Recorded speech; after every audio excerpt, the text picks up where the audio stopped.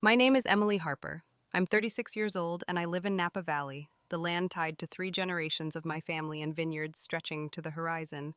I didn't go into the wine business like my parents had hoped. Instead, I started a financial investment analysis company in San Francisco, with nothing but an old laptop and a handful of small clients. 10 years later, I built a respected brand serving major investment funds and growing businesses. Every dollar I earned came from sleepless nights, endless deadlines, and staying sharp through dry spreadsheets. I never relied on my family. While my younger sister, Chloe Harper, was pampered endlessly by our parents, I had to do everything on my own. They paid for Chloe Harper's MBA at Yale, bought her a brand new Audi, and gave her a condo in downtown Los Angeles.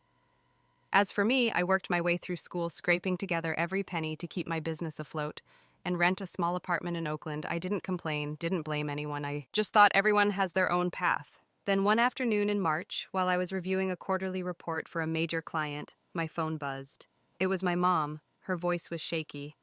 "Emily Harper, your dad had a serious spike in blood pressure.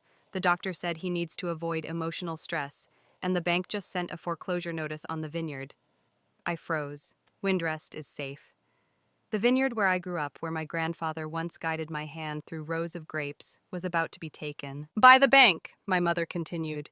"We don't know where to find the money. Chloe Harper's still interning. You're our only hope."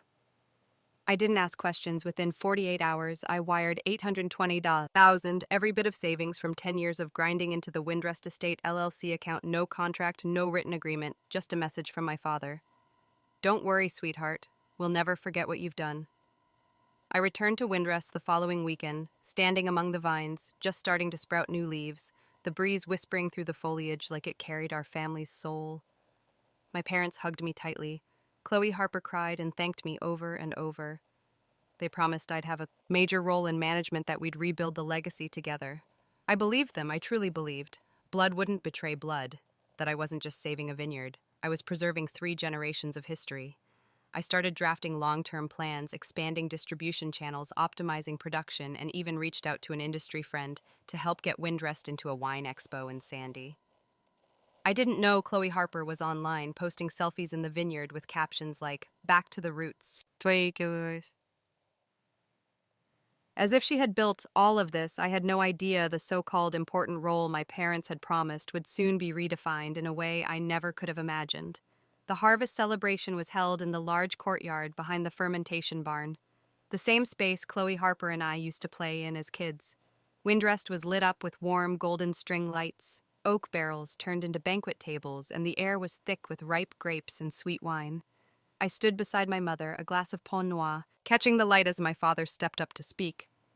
He wore the old turtleneck sweater he always saved for special occasions, holding the mic, eyes gleaming with rare pride. All eyes turned toward him as he tapped the mic and spoke in his deep, warm voice.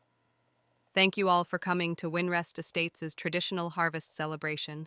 This year is special, not just because of the best crop in a decade, but because we're entering a new era."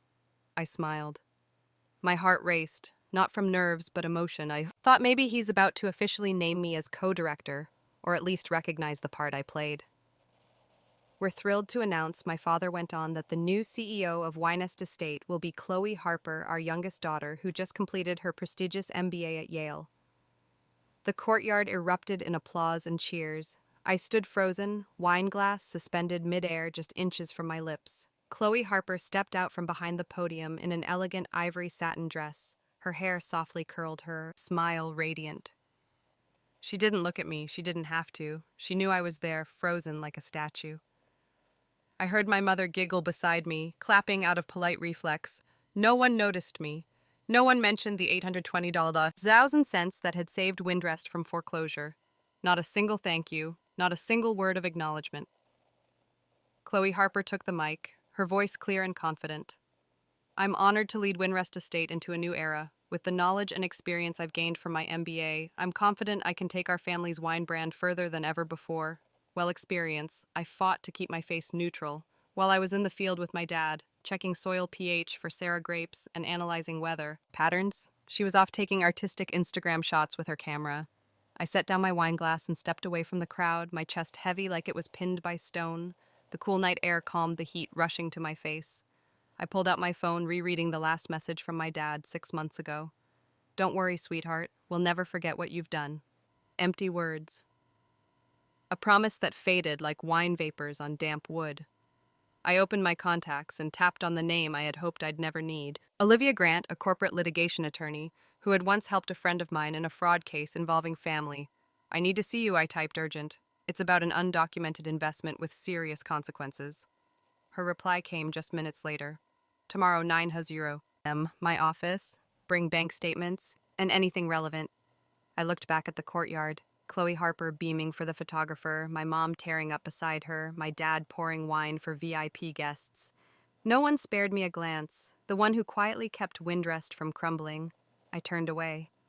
Hollow inside, I had lost everything: trust, pride, and a sense of belonging to the place I once called home. The next morning, I walked into Olivia Grant's office, 14th floor of a glass building in downtown Santa Rosa. Her space wasn't flashy, but every detail was neat and professional. Olivia, in her 40s, platinum hair pulled back, black-rimmed glasses, and sharp eyes that didn't miss a thing. I sat across from her and laid the folder on the table. The $820 Zosen, 0 cents wire receipt, bank confirmation emails, texts with my parents, and a breakdown of Windrest's spending. After receiving the funds, Olivia flipped through the pages, her eyes scanning quickly like the legal code was memorized in her mind. No contract, no receipt, no loan notation, she said. Not judgmental, but clearly skeptical. Emily Harper, you really sent that much money without asking for anything in writing. I trusted them, I said, voice raw with anger and shame. I thought I was saving. The family. Olivia leaned back, drumming her fingers on the table. Trust is a luxury in anything involving money, but there's one chance. If there was a third-party witness who can testify to what was agreed, I suddenly remembered when I worked with my parents on the financial recovery plan. The only other person there was Marcus Bennett, the longtime head accountant at the Vineyard, known for staying neutral. Marcus Bennett was there, I said. He heard my dad say, "Your investment will be protected, and you'll have a role in management." I remember the awkward look on his face. Perfect. Olivia nodded. I'll contact him. If he agrees, we'll have enough grounds to draft a formal demand for repayment with interest. She pulled out a blank case folder and began drafting the letter. In it, she demanded that Windrest Estate LLC repay the full $820,000 within 30 days with an annual interest rate of 6%, the current market average. She also requested a detailed financial report from the day I transferred the funds, Emily Harper Olivia said as I signed the bottom of the letter. I need you to understand this. If they refuse to cooperate, I will move forward with legal action and request that the court freeze their assets for investigation. Are you ready for that? I clenched my fists. They'd left me no other choice. 3 days later, the letter was delivered to the attorney's office representing Windrest. Just one day after that, Chloe Harper called me. Her voice was nearly screaming through the phone. What are you doing? Taking family matters to court? Are you out of your mind? No, Chloe Harper, I replied calmly. What's crazy is thinking I'd stay silent forever. You're going to destroy everything.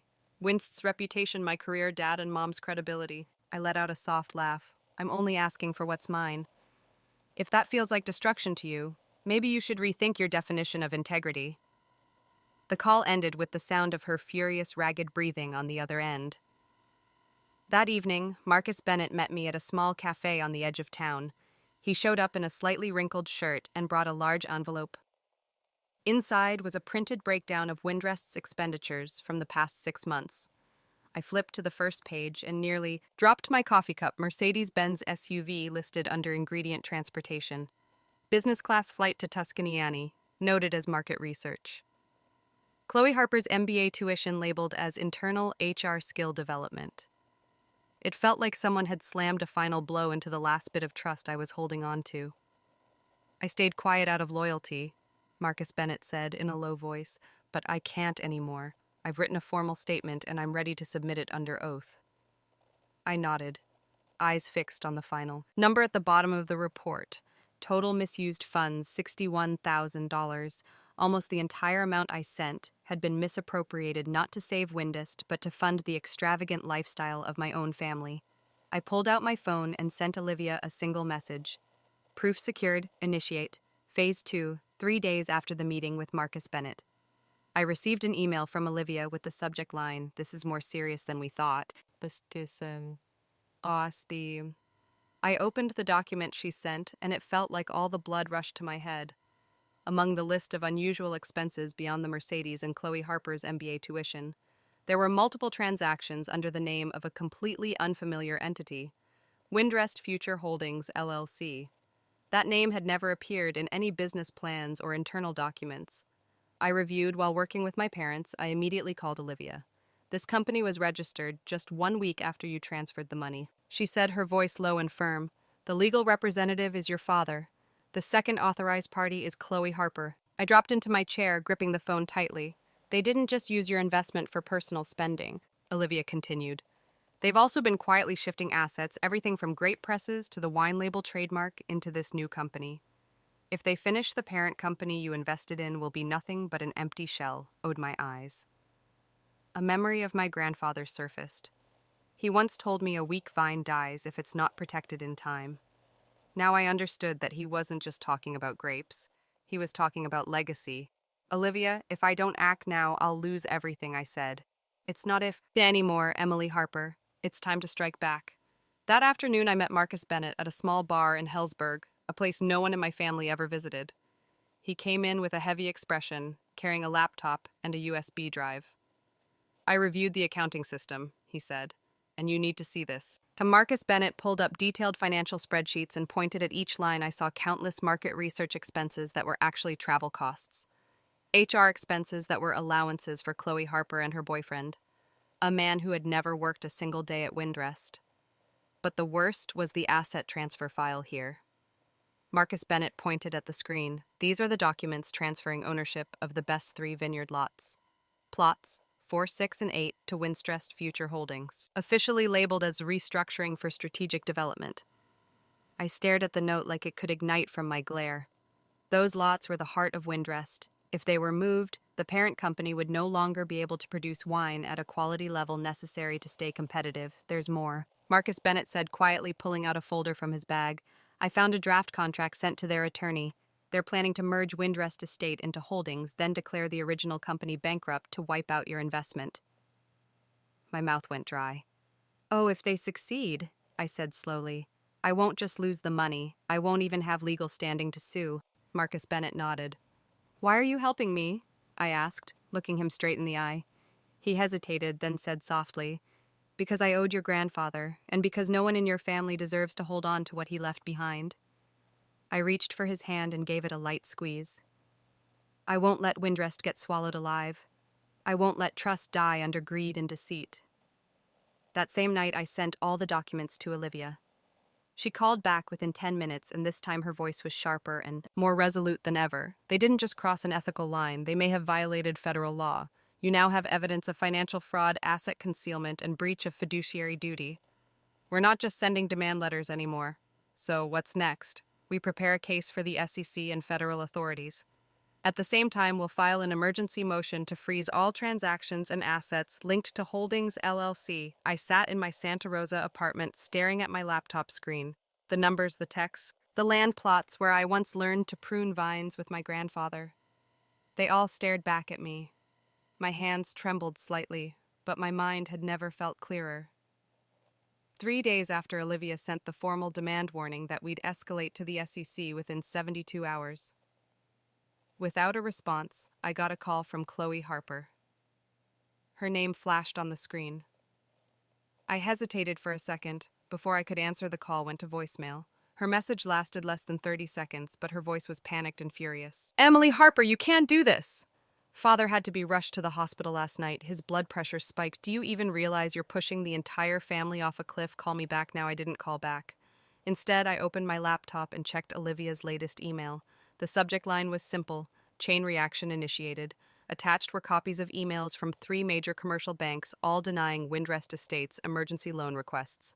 One section highlighted in yellow read, financial. Records unclear, potential subject of federal investigation. Shani. It didn't feel triumphant. I felt justified. That was all. The next morning, I went to Olivia's office for an emergency meeting.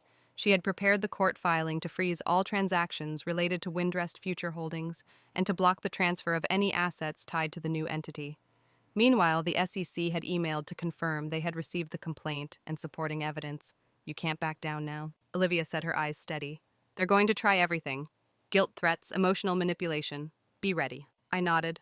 I've been trained for that my whole life. A few hours later, while working at a cafe near the office, my phone buzzed again. This time it was my father. It picked up. Emily Harper. He began, his voice raspy. Do you know your mom's been crying every night? I stayed silent. We know we made mistakes, but did you really have to blow this up like this, filing with the government, dragging Windrest into the spotlight? I answered calmly. I haven't sent anything to the press, but if you keep avoiding responsibility, I can't make promises. Besides, we're trying to raise the money. We've contacted the banks, reached out to old investors, but the moment they hear the SEC is involved, they back off because they don't want to be part of a mess. I said, and you know exactly why it became one. Chloe Harper is falling apart, he whispered. She hasn't eaten since yesterday. Can you come to dinner tonight? We need to talk this through. I paused for a few seconds, then replied, Unless Olivia is there, there will be no conversation at this point. It's business, not family. He hung up. No further words. That night, Marcus Bennett texted me. Local bank just denied Winrest's credit extension. Chloe Harper begged the branch manager in tears. Office gossip is spreading fast. It's getting ugly.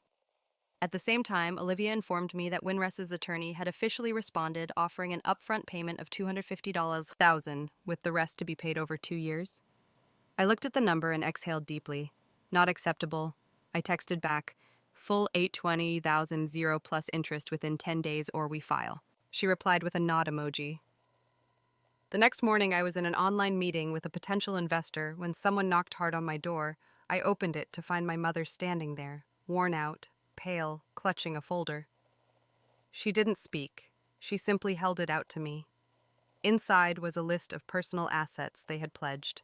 The family home, a parcel of land in her name since before marriage, and her wedding ring of 40 years. This is what we can pull together, she said, her eyes wet. It's not the full amount, but at least half. They've looked at her, feeling both cold and hollow. I don't need your assets, I said slowly. I need justice. If the family doesn't have the money, then let the law decide. She didn't reply. She simply turned and walked away like a shadow that had lost its light, and I knew the game had changed. It was no longer about money. It was about honor. Sitting in my small apartment in Santa Rosa, I stared at my laptop screen. A real estate listing showed a vast vineyard sunlit, rows stretching over rich, untouched soil. In the corner of the photo was a line I couldn't look away from. Stone Creek Vineyard, 190 pristine acres, directly across from Windrest Estate. Unobstructed views, I clicked to view more. Stone Creek had been Windrest's biggest rival for 3 decades, until the aging owners started selling off land. From its highest point, you could see the entire Windrest property, including the fermentation building and the newly built guest area. My heart pounded. This was the leverage I needed. I texted Olivia immediately. Stone Creek is up for sale. I want to move fast. She called me back in 5 minutes, Emily. Harper, are you sure? She asked, her voice lower than usual. This will strike right at their pride. Exactly what I want, I answered firmly. If they thought I'd roll over and forget, it's time they realize I'm not that timid little girl anymore. We agreed to send one final warning letter to Windrest, this time with a photo taken from the top of Stone Creek looking down on their estate, a message that didn't need words. That afternoon, I drove to meet Daniel Fox, the agent representing Stone Creek. He was in his 50s, with salt and pepper hair, sharp eyes, and a friendly demeanor. I've heard about you, Ryan said the moment we shook hands, and I've got to admit, I admire your fighting spirit. I smiled. I'm not here to start a war. Mr. Calloway, I'm here to rebuild the right way. All he could think about was the thought of having me as his daughter. Ryan nodded thoughtfully as I laid out my plan, expanding production, focusing on premium grape varieties, offering tours with immersive experiences, something Windrest had always struggled to execute. You've got the potential to turn this place into a small empire, he said, and Windrest will have no choice but to take notice. That's the plan, I said without hesitation. We signed a memorandum of agreement I committed to, putting down 10% of the purchase price if no legal disputes arose within 20 days.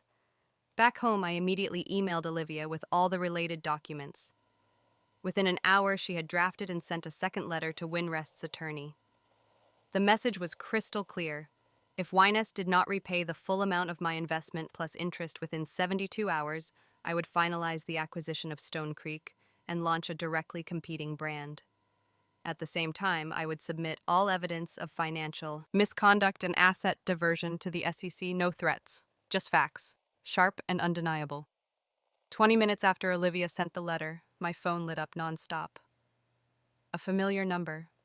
Father, I didn't answer. A minute later, mother, still no answer. Next was Chloe Harper. I silently put my phone on silent and let the screen flash again and again. That night, as I sat by the window looking out at the Napa Valley night sky, a message came in from Marcus Bennett, emergency meeting at Windrest. Your dad and Chloe are arguing badly. They're scrambling to stop you from buying Stone Creek. I leaned back in my chair, a faint smile on my lips. I wasn't on the defensive anymore. I was in control, and they knew it. The next morning, while I was reviewing the renovation blueprints for Stone Creek, Olivia called, her voice nearly bursting through the phone. We've got the result. Emily Harper. They signed. I jumped to my feet, heart pounding. Signed what? The loan agreement with Redwood Bank to repay your full investment, principal and interest. I stayed silent for a moment. After all the months of silence, mind games, betrayal, and pain, finally something real. Olivia continued slowly. $8 and $20. Zos and zero principal plus 6% interest, just as you demanded. Total $120. The bank only approved it after receiving your SEC notice. They didn't dare wait another day.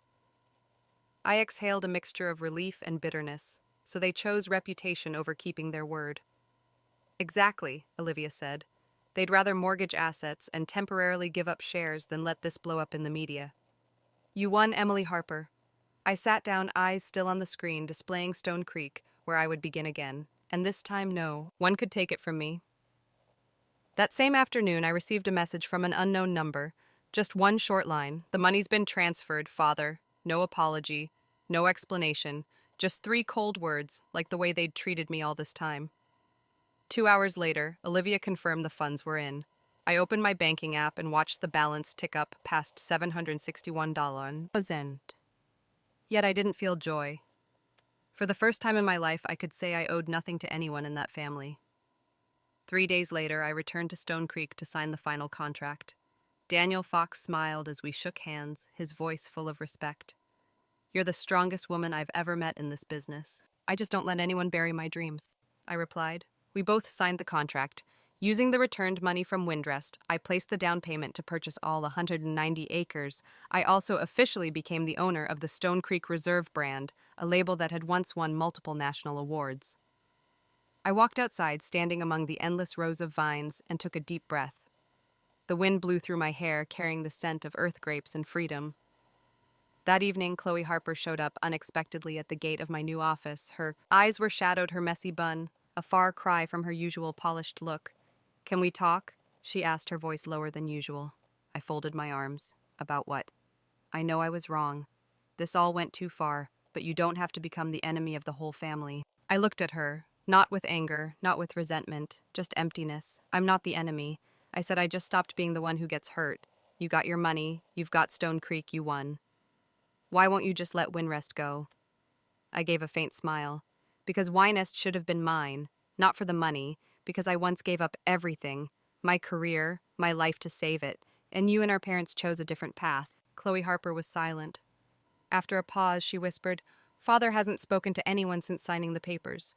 Good, I said. He should spend that time reflecting on what he did. She turned and walked away without another word.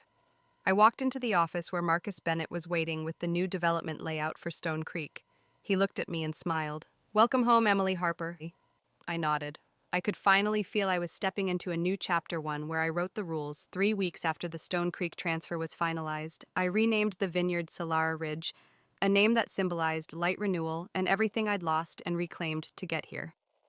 From the west hilltop, I could see the rows of grapes at Windrest Small, tired and now just a faint shadow of the dream they once claimed. I didn't look at it with hate, I looked with resolve. I called Marcus Bennett, who had resigned from Windrest right after the transfer, and officially offered him the CFO position at Solara Ridge. He was surprised I chose him first. But to me, there was never a doubt. I need someone who knows the old mistakes so we don't repeat them. I said. Marcus Bennett didn't just say yes. He brought a full network with him. A grape-growing expert from Oregon, a production consultant from Soma, and a branding designer who'd worked with award-winning wineries. We started from zero, or nearly good land. Ideal climate and irrigation system that needed overhaul and outdated equipment. But I wasn't afraid. I had built a financial company from a studio apartment barely 400 square feet, building a wine brand. It was a challenge, but one I chose. I wasn't just making wine, I was telling a story, one of betrayal and rebirth, loss and triumph. And I'd let the bottles speak for me. I named our first product line, The Second Harvest, a symbol of things once thought lost, now returned stronger. The label was minimalist, a hand rising from the soil, gripping a ripe, vibrant cluster of grapes. On the first day of harvest hiring, I stood in the vineyard in a simple shirt cloth hat, sleeves rolled up, working beside everyone else. No one knew I used to be the daughter of Windress's owner. No one needed to hear. I wasn't Emily Harper from the Roberts family, I was just Emily Harper of Solera Ridge. That evening, I returned to my temporary office inside the fermentation barn, drafting the expansion plan I wanted. My wine in Napa's top restaurants, then San Francisco, and eventually in regional wine expos. Olivia stopped by one late afternoon, bringing a bottle of Chardonnay from a former client and a folder of documents. "Congratulations to Solera Ridge," she smiled, and to the woman brave enough to cut family ties to protect her dignity. I poured the wine into 2 clear plastic cups and clinked with her. "I don't think I lost a family," I said. "I think I just found myself." The next day, I got an email from a major distributor in Los Angeles offering a partnership. If I could supply 200 cases for the upcoming holiday season, I called an emergency team meeting. Everyone was stunned. Solera Ridge hadn't even finished the first batch. I looked around and said with confidence, "We'll do it. Not just 200 cases, we'll make them remember our name with the very first taste." Marcus Bennett stepped beside me, his voice low but strong. "Windress just released an internal report. They're cutting back on marketing. Looks like the bank's holding tighter control than we thought." I didn't respond. I just looked toward the hill where the rows of vines on the other side of the valley continued growing under outdated, rigid management that no longer had room for change. One autumn morning, after the last grapes were harvested and Solera Ridge's first batch was aging in oak barrels, I received a package. No sender, just a handwritten address in a familiar script I hadn't seen in nearly a year. It was from my parents' house. I opened it. Inside was an old leather-bound notebook, the cover worn, the cloth tie frayed. I recognized it instantly, like it was part of me. My grandfather, Henry Harper Vineyard Journal, the foundation of Windrest. I opened it. The smell of old paper mixed with earth ink and sun spilled out. The yellowed pages detailed his great blending formulas, how he tracked soil pH, even hand-drawn maps of seasonal wind patterns across the hills. In between were personal notes. "A vine is like a person. Neglected it withers, tended with care, it revived." Tucked between 2 blank pages at the back was a folded sheet. I opened it and saw my father's handwriting, slightly shaky but clear. "Dear Emily Harper, I've been rereading this journal. In every line I see you, the precision, the patience, the strength. Maybe I clung too tightly to what I thought was right by old standards and forgot that some people need to break the mold to grow. I'm not good with apologies, but this journal was your grandfather's treasure, and now it belongs with the one who truly understands its worth. Father." I folded the paper and placed it gently over my heart. No grand speeches, no tears. Just that one small gesture was enough to know that even if he couldn't say it, he understood, even if it came too late. The following spring, the first batch of the second harvest officially debuted. At the North Bay Wine Expo, critics described it as balanced, complex, and unexpectedly profound, almost as if they were describing the journey I had taken. Chloe Harper was no longer CEO of Windrest. The bank required the appointment of a neutral director, and since then she had mostly stepped away from operations. Marcus Bennett heard she had moved into the city and enrolled in a short course on art and design. The first time in her life she had done something not tied to her parents' expectations. My mother remained silent, not a single message since the day she handed me the papers pledging the old house. But I understood. Some distances can't be mended with words, and I no longer needed them to move forward. I chose to build a future, not to rebuild the past. Ridge sold out its entire first run of 500 bottles. Our second product line. Legacy Bloom was named by Marcus Bennett, honoring the journey of old legacies blossoming into something new. One late afternoon, I stood in the vineyard near the edge where the lavender bloomed purple along the fence. In my hand was a glass of wine made from the very grape my grandfather had once nurtured. First Cabernet Franc. A soft breeze drifted through. I closed my eyes, listening to the wind. The earth, and deep within me, my grandfather's voice echoed, "If you care for it the right way, a vine will never betray you." I set the glass down, pulled an old notebook from my jacket pocket, turned to the final page, and wrote a new line. A legacy begins again in the place once rejected, and now more than ever, I understood. I didn't need to inherit a vineyard to build something extraordinary. All I needed was to trust myself. 1 year after officially acquiring Solara Ridge, what had once been a quiet nightmare had become the solid foundation of the road I now walked every morning. As I stepped out of the small office converted from an old barn, I saw dozens of workers tending to each vine with skilled hands and genuine care. They weren't just working for a paycheck. They believed in what Solara Ridge stood for, a brand born from ruin led by resilience and trust. I used to think I needed my family's recognition to feel worthy, but it was when they turned their backs, when I was pushed out of their perfect picture, that I finally saw myself clearly. No longer the forgotten shadow of Chloe Harper. No longer the silent supporter behind the scenes, but a woman of intellect, strength, and unwavering integrity. I didn't choose revenge, I chose justice. I didn't shout, I used the law in the truth. I didn't destroy, I rebuilt. What struck me most was this: I wasn't alone in being underestimated by family. After the Legacy Bloom launch, an older woman came to meet me. She introduced herself as Evelyn Brooks, a former family winery operator who had been pushed out by her son after refusing to fund his $1 million idea. "I read your story in the paper," she said, calm but firm. "You reminded me of something I forgot, that no one gets to decide your worth but you." I smiled and gently held her hand. "You may have lost a family," I said, "but you still have an entire path ahead of you, just like I did." After that conversation, I launched a series of events at Solara Ridge called Reclaiming Roots, a space for those hurt by family and business, to share stories, learn their legal rights, connect with experts, and reclaim their voice. It wasn't just about wine. I wanted Solar Ridge to be a place of empowerment. Every time I step into the vineyard, I remember what my grandfather once taught me as a child. Don't let vines grow aimlessly. You have to tie them to a frame, guide them toward the light. Only then will they bear true fruit. I don't think he was just talking about grapes. He was talking about people I had to withstand false promises and emotional manipulation disguised as family. But the moment I stopped staying silent, I truly began to grow.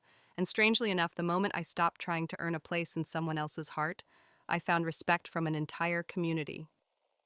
Grace Collins once told me, "Lillian, you didn't win just because you were right. You won because you didn't let anger cloud your mind." I never saw myself as noble. I only knew that if I had responded with chaos, I would have become exactly who they believed. I was weak, reactive, and easy to erase. But I chose another path, the path of justice. Emily Harper's story is a powerful reminder that justice isn't just written on paper, it's built through clarity and courage. When betrayed by her own family, she didn't seek revenge but pursued a lawful fight to defend her dignity and reclaim what was rightfully hers. From pain, she created a new legacy, not just a wine brand, but a symbol of self-respect, independence, and the strength to stand against injustice, even when it comes from the people closest to us. What do you think about Emily Harper's journey? What would you do in her shoes? Share your thoughts below, and don't forget to follow the channel for more powerful and heartfelt family stories.